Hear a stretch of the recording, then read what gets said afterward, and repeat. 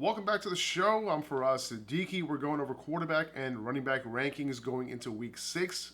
We have a Thursday night football game on. Looks like Travis Kelce is good to go. Javonte Williams looks like he's good to go. He's off the injury report. I'd expect Javonte to get a solid workload. With Samaje and Jaleel both still involved, I think this could be a little bit of a messy backfield this week. So if I can stay away, I would.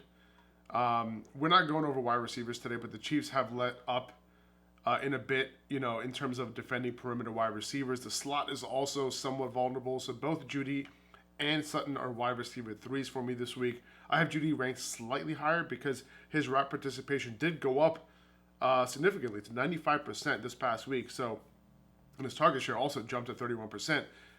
It is possible because, the Jets are more vulnerable out of the slot than they are on the outside, but the week before, we did see a shift in target share as well, where they had the same target share in week 4.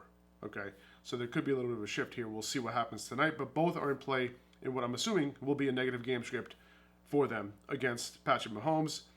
You're playing him, obviously. Kelce is in. Pacheco is a great start. I have him as a borderline RB1 in this matchup, which you'll see shortly. And then we have Rashee Rice as the, what the heck flex that you can throw in if you're desperate. This is a great matchup, but his route participation dropped below 30% last week, and his targets per route run obviously was extremely high again.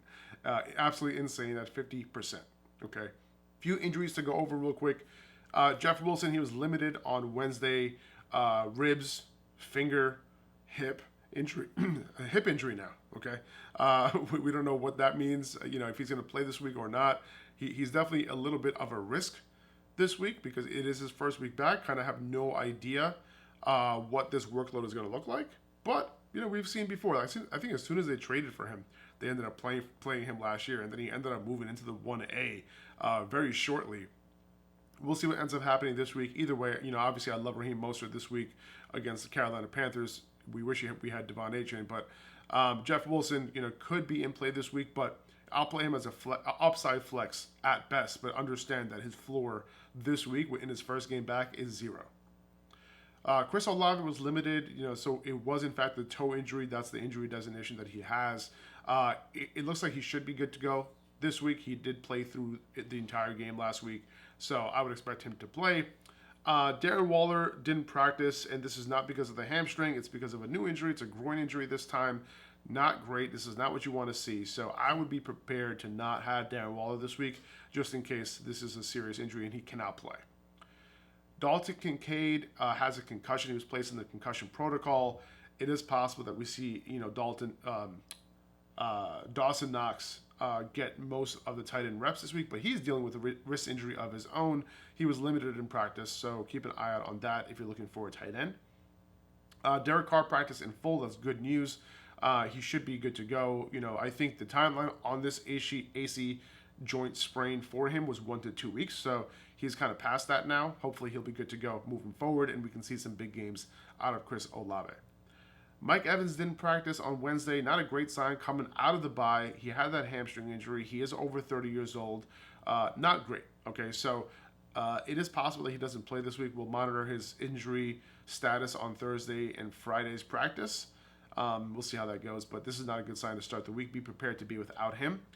Roshan Johnson still didn't practice. Not a great sign also. They had, this is a full week now, right, since Thursday night. I would have expected to him at least get a limited practice, continue to be in the concussion protocol and potentially get cleared by the end of this week. But not practicing on Wednesday, not a great sign. These guys play on Sunday. So hopefully he can get at least a limited practice in on Thursday. If not, we're potentially looking at a Deontay Foreman show. Okay. Miles Sanders did not practice either, not because of the groin injury, but he has a new shoulder injury now. So monitor that. If Chuba Hubbard is not picked up in your league, make sure he is, because this week you could potentially plug him in and play him if you're in need of a running back. Jahmyr Gibbs also didn't practice. He had that hamstring injury, going into last week. He picked that up late in the week, so it seems like it's lingering on, and it's possible that he doesn't play this week either. Regardless, David Montgomery is going to be in play, regardless of whether Jahmyr Gibbs plays or not. Jahmyr Gibbs, at best, he is a flex play this week if he does go. Amon-Ra St. Brown, limited in practice. Good sign that he's going to be available this week. Also good sign that it's not a more serious injury. Okay, so Amon-Ra should be good to go. Tank Dell is in the concussion protocol. So, if you were dependent on him for whatever reason, make sure that you have a replacement. Robert Woods could be someone that you can plug in deeper leagues, in PPR leagues, especially if you're kind of desperate and you need somebody to go. But Robert Woods is also dealing with a little bit of an injury as well. He got a limited practice in, so just monitor that in case you're so desperate that you need to monitor Robert Woods' practice reports. Okay. Let's go to quarterbacks. Patrick Mahomes at home against Denver tonight at number 1. Okay, Josh Allen at home against the Giants is at number 2. We have Jalen Hurts at 3 at the Jets. Not the best matchup, but he has the upside, in any matchup, right? Especially given his goal line role, that tush push.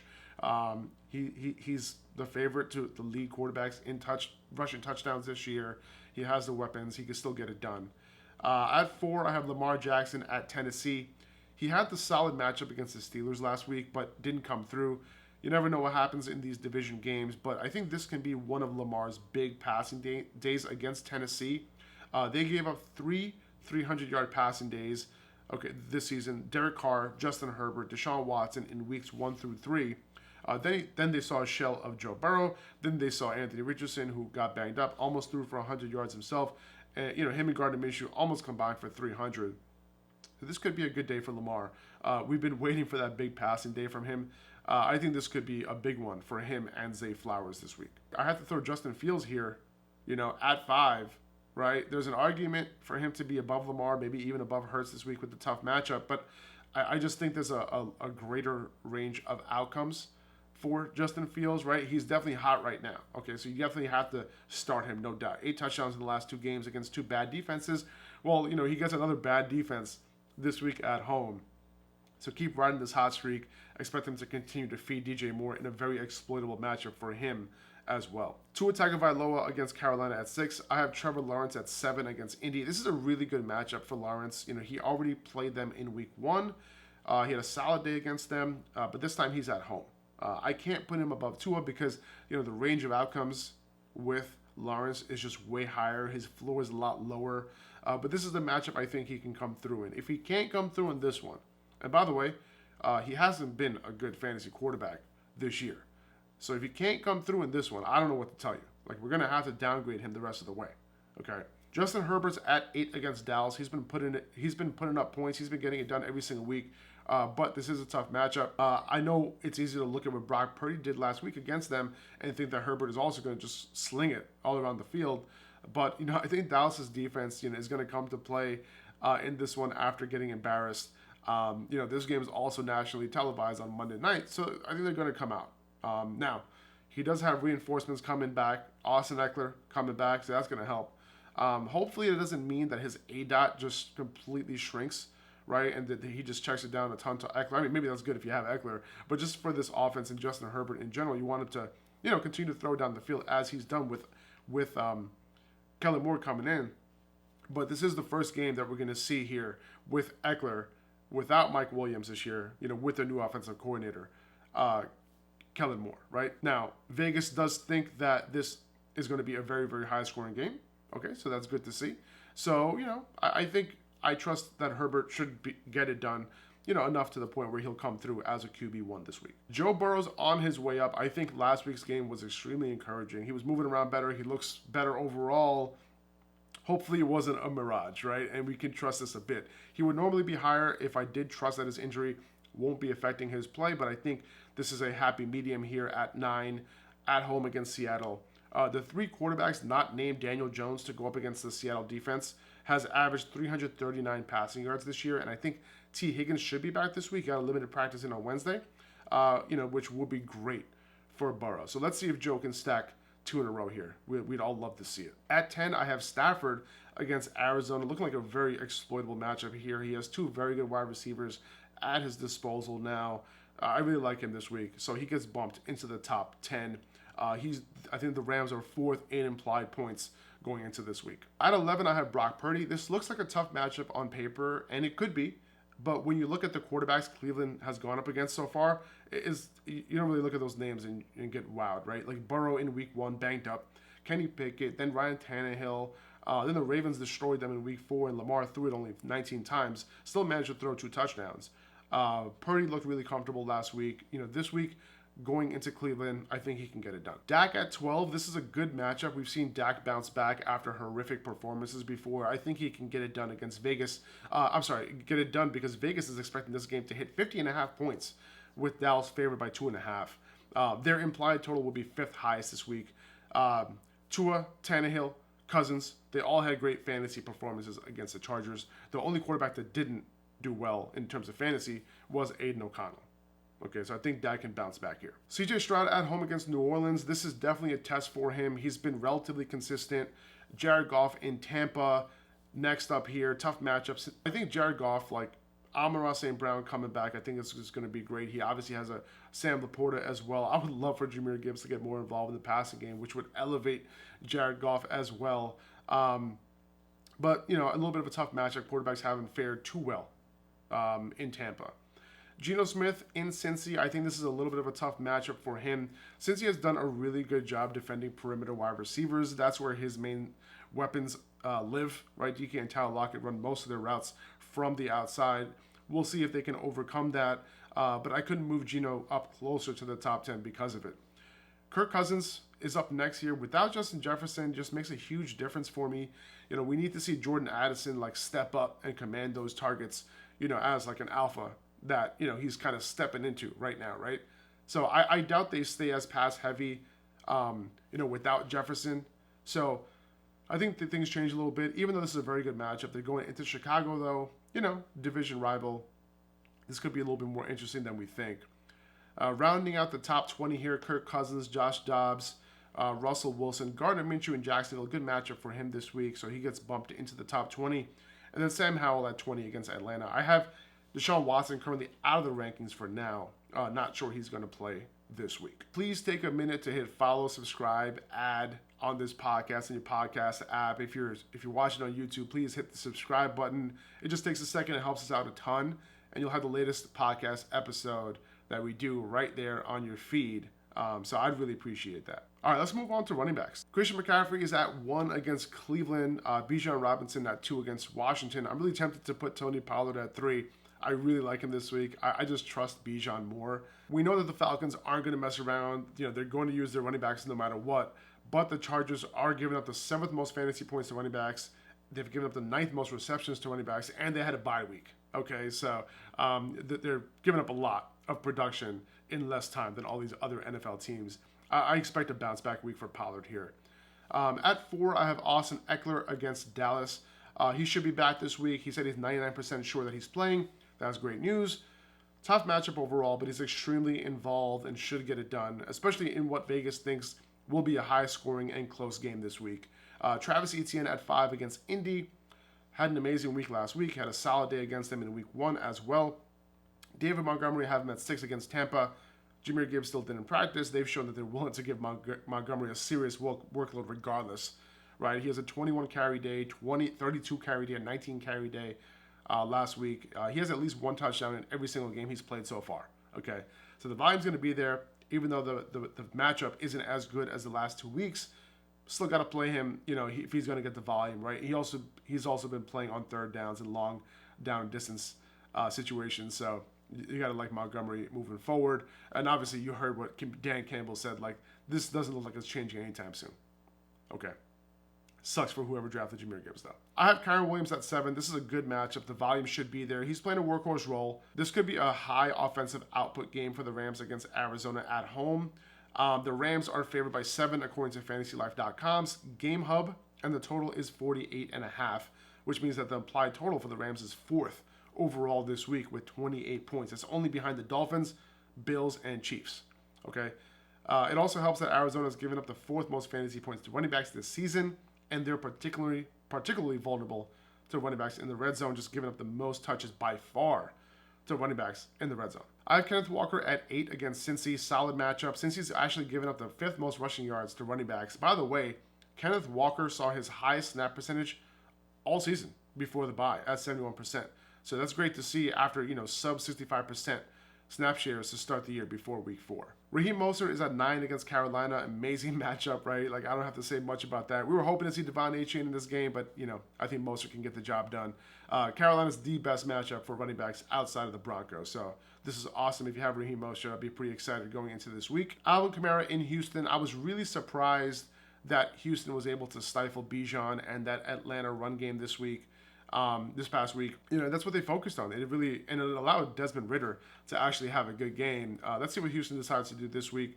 They have a lot more to worry about here. Obviously, the Saints actually have a decent passing game, and it looks like Derek Carr's shoulder is better after that full practice that he had. So we could see a better offense on the field overall for the Saints. Either way, Houston has been giving up the 7th most fantasy points to running backs. Kamara has seen 24 plus touches in both of his games so far. I have Breece Hall at 11. This one is tough for me because he got a ton of volume last week, 25 touches.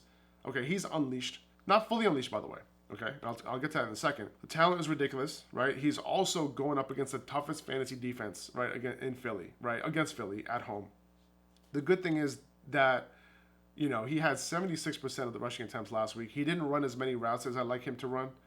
For some reason, Michael Carter was the one doing that, getting most of that work, but not ideal. However, I'm not sure I expect that to continue for much longer, right? Now, if you're risk averse and you don't love this matchup, I get it. I can totally understand wanting to play Isaiah Pacheco against Denver tonight, Josh Jacobs against the Patriots. These are the guys I have next up.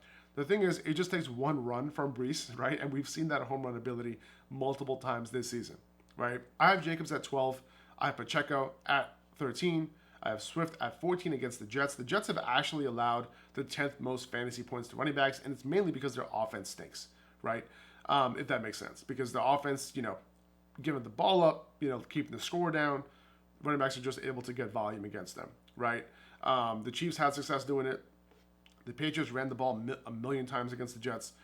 Tony Pollard had 25 carries against them. So this week, the volume could be there for DeAndre Swift. Like, I'm personally cool with moving Breece Hall below all these guys, okay, that I just mentioned. So I get it. I just love Breece Hall's upside, just overall in any matchup. I have Joe Mixon at 15 against Seattle. Neutral matchup for him. He hasn't gotten the touchdowns. He's also older and inefficient on his touches.